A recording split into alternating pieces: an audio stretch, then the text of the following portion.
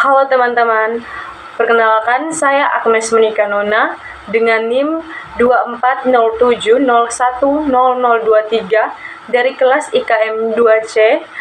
Di sini saya akan menjelaskan materi yang sudah saya pelajari sebelumnya. Materi yang akan saya jelaskan kali ini ialah mengenai bakteri. Sebelum kita membahas lebih lanjut mengenai bakteri ini, kita harus mengetahui dulu apa itu bakteri. Bakteri ini merupakan kelompok mikroorganisme yang bersel tunggal yang sangat beragam. Mereka ini merupakan prokariota, yang berarti mereka tidak memiliki membran inti sel atau organel terikat membran lainnya, dan memiliki struktur sel yang relatif sederhana meskipun sangat efektif. Selanjutnya, saya akan membahas salah satu bakteri, yaitu bakteri E. coli. Bakteri E. coli ini adalah bakteri berbentuk batang yang hidup di usus manusia dan hewan, yang dimana dia berfungsi untuk menjaga sistem pencernaan. Meskipun sebagian besar E. coli ini tidak berbahaya, tetapi ada beberapa strain yang dapat menyebabkan infeksi serius dan penyakit. Berikut saya akan menjelaskan mengenai teknik aseptis kultur bakteri E. coli ini. Yang pertama yaitu persiapan lingkungan kerja. Dengan membersihkan area kerja sebelum memulai pekerjaan, bisa menggunakan disinfektan agar terhindar dari kontaminasi dari luar. Selanjutnya, persiapan alat dan bahan. Semua alat yang akan digunakan, misalnya pipet, tabung reaksi, dan media kultur, bisa dibersihkan terlebih dahulu menggunakan autoclave. Yang ketiga, teknik inokulasi, yaitu dengan penggunaan loop inokulasi. Sterilkan loop inokulasi dengan membakarnya di atas nyala api hingga merah panas. Lalu, dinginkan loop inokulasi ini.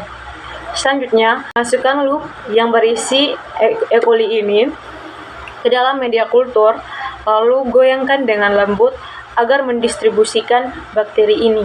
Lalu selanjutnya yaitu bersihkan kembali loop inokulasi ini. Yang keempat, penutupan dan penyimpanan. Tutup media kultur setelah inokulasi untuk mencegah kontaminasi. Lalu, beri label pada media kultur dengan informasi yang relevan, contohnya seperti tanggal. Yang kelima, penanganan setelah kultur, yaitu sterilisasi limbah. Semua bahan yang dipakai harus disterilisasikan sebelum dibuang. Lalu, cuci tangan dengan sabun untuk menghilangkan kontaminasi. Yang keenam, pengamatan dan analisis. Setelah periode inkubasi, amati perubahan E. coli dalam media kultur. Lakukan pengamatan di area yang bersih dan terkontrol. Selanjutnya, morfologi E. coli.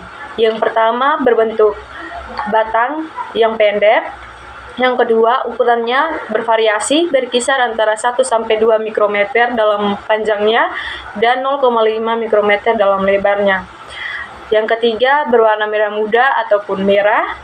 Yang keempat, memiliki flagella yang memungkinkan ia untuk bergerak. Dan yang kelima, dapat membentuk kapsul yang dimana ini membantu dia melindungi dirinya dari sistem kekebalan tubuh. Selanjutnya, karakteristik E. coli. Yang pertama, bergram negatif. Yang kedua, aerob dan anaerob, yang dimana memungkinkan ia untuk hidup dengan oksigen maupun tanpa oksigen. Yang ketiga, fermentasi, yaitu fermentasi laktosa, yang dimana dapat menghasilkan gas dan asam.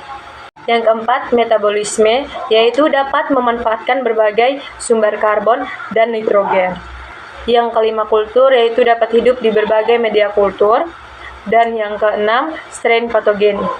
Meskipun beberapa jenis E. coli ini non-patogenik, tetapi beberapa strain yang lainnya itu dapat menyebabkan infeksi serius. Selanjutnya, faktor virulensi. Yang pertama, adesi.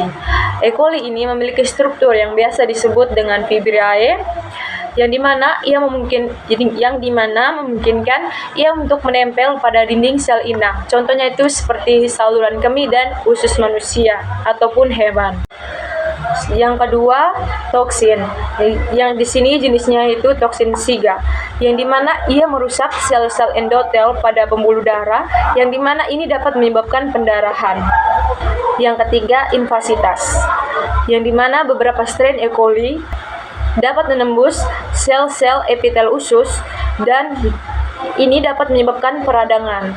Yang keempat, kapsul. Beberapa strain E. coli memiliki kapsul untuk melindungi dirinya dari sistem kekebalan sel inang. Kelima, resistensi antibiotik, yang dimana beberapa strain E. coli mewariskan gen resistensi antibiotik, yang dimana ini dapat menyebabkan kesusahan ataupun kesulitan dalam melakukan pengobatan. Yang keenam, sistem sekresi, yang dimana ini menggunakan sistem sekresi tipe 3, yang dimana ini langsung menyuntikkan sel virulensi langsung ke dalam tubuh inang itu sendiri. Lalu yang ketujuh itu biofilm, dan yang terakhir yaitu faktor pertumbuhan. Selanjutnya, penyakit yang disebabkan oleh bakteri E. coli ini. Yang di sini saya mengambil penyakit ISK atau infeksi saluran kemih. ISK yang disebabkan oleh bakteri E. coli ini adalah penyakit yang paling umum terjadi. Yang pertama, epidemiologi, prevalensinya. ISK ini salah satu infeksi yang penyebab utamanya yaitu bakteri E. coli ini. Selanjutnya, kelompok rentan. Selanjutnya, kelompok usia, yaitu anak-anak di bawah usia 5 tahun, wanita muda dan wanita lanjut usia, serta pria yang lebih tua dengan masalah prostat sebelumnya. Lalu untuk musimnya, biasa terjadi di sepanjang tahun, tetapi lebih umum terjadinya itu di musim kemarau. Selanjutnya, untuk host dan vektor. Yang pertama, host. E. coli ini merupakan flora normal usus manusia dan hewan. Meskipun beberapa strain tidak patogenik, tetapi beberapa strain yang lainnya itu dapat menyebabkan infeksi serius dan penyakit. Lalu untuk vektornya itu tidak ada vektor yang khusus dalam konteks ISK ini. Lalu yang terakhir, cara penularannya. Yang pertama, bisa melalui kontaminasi fekal oral. Yang kedua, aktivitas seksual. Yang ketiga, penggunaan alat medis, contohnya itu seperti kateter. Dan yang terakhir, kebersihan pribadi. Selanjutnya itu kesimpulan, di mana teman-teman mungkin bisa membaca sendiri di slide yang sudah tertera ini. Baik, sekian dari presentasi saya mengenai materi dari bakteri ini. Jika teman-teman ada tambahan ataupun pertanyaan, bisa saja langsung mengetiknya di kolom komentar. Terima kasih.